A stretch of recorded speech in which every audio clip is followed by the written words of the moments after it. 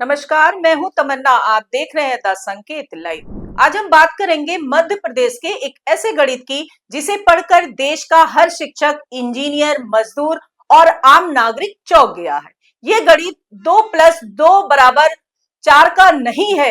ये वो गणित है जिसमें 4 लीटर पेंट लगाने के लिए 233 लोग लगते हैं और 10 खिड़कियां रखने के लिए 425 लोग। ये कोई मजाक नहीं, शहडोल जिले के सरकारी स्कूलों में हुआ है कारनामा है, जिसमें पेंट से ज्यादा ब्रश नहीं चले बल्कि बिल चले, स्वीकृतियां चली और रुपए चले, वो भी लाखों रुपए। आइए पहले इस अविश्वसनीय लेकिन सरकारी सत्य को समझते हैं। ब्यौहारी विधानसभा क्षेत्र के सांगड़ी गांव में एक स्कूल की दीवार पर मात्र 4 लीटर ऑयल पेंट लगाने के लिए 168 मजदूरों और 65 राजमिस्त्रियों की कथित सेवाएं ली और इसके लिए बनाया गया बिल 1,07,000 रुपए। वही निपनिया गांव के एक अन्य स्कूल में 10 खिड़कियों और 4 दरवाजों को रंगने के लिए 275 मजदूर और 150 राजमिस्त्री लगाए गए। कुल 425 लोग और खर्च आया 2,30,000 रुपए। ये लोग क्या पेंट कर रहे थे? स्कूल की खिड़कियां या संसद भवन की छत? सवाल ये नहीं कि घोटाला हुआ है या नहीं, सवाल ये है कि अब घोटालों की स्क्रिप्ट इतनी बेधड़क और बेअसर कैसे हो गई है। पहले लोग चोरी भी करते थे तो कम से कम कुछ तो तर्क रखते थे। अब तो कागजों में ऐसा हवाई निर्माण किया जा रहा है कि लगता है सरकारी तंत्र खुद कह रहा है पकड़ भी गए तो क्या हुआ, कार्रवाई कौन करेगा। और अब सुनिए असली कमाल। जिस काम का बिल 5 मई को बना उसे स्कूल प्रिंसिपल ने 1 महीने पहले यानी 4 अप्रैल को ही सत्यापित कर दिया। अब या तो इस प्रिंसिपल के पास टाइम मशीन है या फिर भारत के सरकारी तंत्र में पूर्व ज्ञान नाम की कोई शक्ति काम कर रही है। यानी सरकारी सिस्टम अब को रिपोर्ट कार्ड भी पहले बना देता है, काम बाद में होता है। बिल क्लियर हो रहा है बिना किसी फोटो, बिना किसी निरीक्षण और बिना किसी जमीनी सत्यापन के। सिर्फ नाम है सुधांकर कंस्ट्रक्शन, जिसने पेंटिंग का यह महा घोटाला रचा है, लेकिन असल में दोषी तो वो पूरा तंत्र है जो इस घोटाले को देखता भी है, जानता भी है और फिर आंख मूंद कर जांच होगी कहकर सो जाता है। सवाल ये नहीं है कि जांच होगी या नहीं, सवाल ये है कि क्या जांच के बाद भी कभी कुछ बदलता है।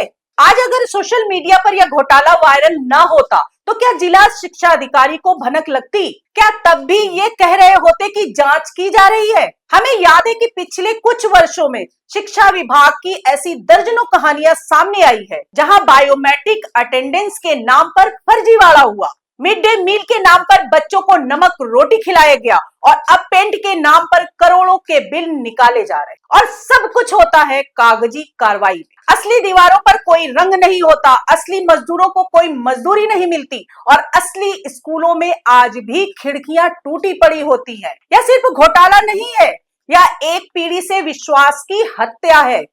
जिस सरकारी स्कूल में गरीब का बच्चा शिक्षा के नाम पर जाता है, वहां उसके नाम पर बिल पास हो रहा है और पैसे उन लोगों की जेब में जा रहे हैं जो कभी स्कूल के आसपास भी नहीं फटकते। और क्या आपको लगता है कि यह मामला केवल पेंट तक सीमित है या तो सिर्फ एक सिम्टम है? बीमारी कहीं गहरी है। यही तरीका है जिसमें एक स्कूल का विकास 10 लाख रुपए दिखाया जाता है, लेकिन असल में एक बेंच तक नहीं पहुंचता।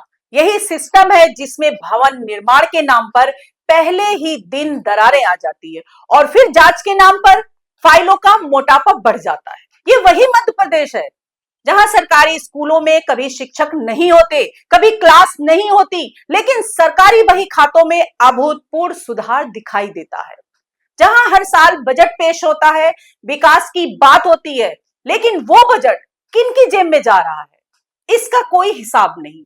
और जब आम जनता सवाल उठाती है तब उसे कहा जाता है नकारात्मक मत बनिए, सरकार प्रयास कर रही है। जी हाँ, प्रयास तो हो रहा है, लेकिन सिस्टम को और भी रचनात्मक तरीके से लूटने का। और हैरानी की बात तो यह है कि इतनी खुली चोरी के बावजूद जिम्मेदार सिर्फ इतना कहते हैं, फिलहाल जांच जारी है, दोषी पाए गए तो कार्रवाई की जाएगी। यह वही लाइन है जो पिछले 20 सालों में आपने हर घोटाले के बाद सुनी होगी, फिर चाहे वो मिड डे मील का हो, चूना पुताई का हो, फर्जी शिक्षकों की नियुक्ति का हो या फिर 4 लीटर पेंट को 233 मजदूरों से लगवाने का? सवाल ये नहीं है कि कौन पकड़ा जाएगा, सवाल ये है कि कब तक यह जनता ऐसी योजनाओं में सिर्फ भुगतानदाता बनी रहेगी और लाभ किसी और को होता रहेगा। क्या अब वक्त नहीं आ गया है कि हम इस कागजी विकास की राजनीति को बेनकाब करें? क्योंकि जब स्कूलों में रंग नहीं, क्लास में शिक्षक नहीं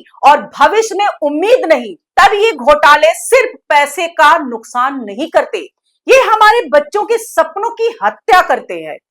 ये खबर सोशल मीडिया पर है, लेकिन क्या ये हर न्यूज चैनल की ब्रेकिंग न्यूज नहीं होनी चाहिए? अगर नहीं तो समझ जाइए कि इस पेंट की चमक से कहीं ज्यादा मोटी परत मीडिया की आंखों पर चढ़ा दी गई है, और जब मीडिया मौन है, सरकार जांच के नारे में छिपी है, तब ये जिम्मेदारी अब आपकी है इस भ्रष्ट गणित को उजागर करने की, इस ढकोसले की दीवार को तोड़ने की और ये कहने की कि देश अगर स्मार्ट बनाना है तो सबसे पहले ईमानदार सिस्टम बनाना होगा। नहीं तो 4 लीटर पेंट पर 233 लोगों की नियुक्ति होती रहेगी और असली मजदूर वो अपने बच्चों को उसी दीवार के सामने बिठाकर पढ़ने की उम्मीद में बैठा रहेगा जिस पर सिर्फ ठगी का रंग चढ़ा हुआ है। आज के लिए इतना ही। नमस्कार।